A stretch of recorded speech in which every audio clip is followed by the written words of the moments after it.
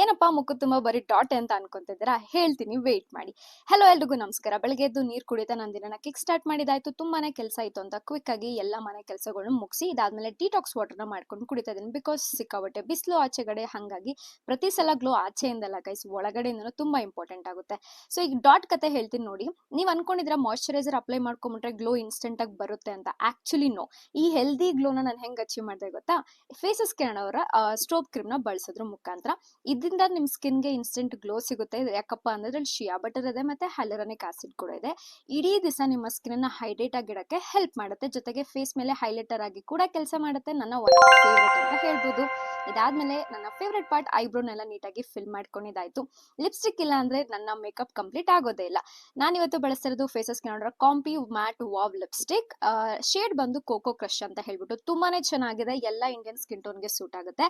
ಇದು ನಿಮ್ಗೆ long lasting ಆಗಿರುತ್ತೆ. ಟ್ರಾನ್ಸ್ಫರ್ ಪ್ರೂಫ್, ತುಂಬಾನೇ ಲೈಟ್ ವೇಟ್ ಆಗಿದೆ ಮತ್ತೆ ಸೂಪರ್ ಕಾಂಫಿ ಕೂಡ. ಇದನ್ನೇ ಬ್ಲಶ್ ಆಗಿ ಅಪ್ಲೈ ಮಾಡ್ಕೊಂತಾ ಇದೀನಿ. ನನಗೆ ಸ್ಕಿನ್ಗೆ ತುಂಬಾನೇ ಚೆನ್ನಾಗಿ ಕಾಣಿಸುತ್ತೆ. ಇವನ್ ಇದನ್ನ ಸ್ವಲ್ಪ ಐ ಶೇಡ್ ಆಗು ಕೂಡ ಅಪ್ಲೈ ಮಾಡ್ಕೊಂತಾ ಇದೀನಿ. This is my final glow makeup look. ತುಂಬಾನೇ ಚೆನ್ನಾಗಿದೆ. ಎರಡು ಪ್ರಾಡಕ್ಟ್ ಇಂದ ನಾನು ಈ ಲುಕ್ ನ ಅಚೀವ್ ಮಾಡಕ್ ಆಯ್ತು. ನಿಮ್ಗೆ ಇದನ್ನ ನೀವು ಪ್ರಾಡಕ್ಟ್ ಬೇಕಿದ್ದಲ್ಲಿ ಕಮೆಂಟ್ ಮಾಡಿ ಕಳ್ಸಿಕೊಡ್ತೀನಿ, ಅಥವಾ ನೀವು ಇದನ್ನ ಪರ್ಪಲ್, ಅಮೆಝಾನ್, ನೈಕಾ, ಫ್ಲಿಪ್ಕಾರ್ಟ್, ಮಿಂತ್ರಾ ಇಂದನೂ ಕೂಡ ಶಾಪ್ ಮಾಡ್ಬೋದು. ಓಕೆ, ಬಾಯ್.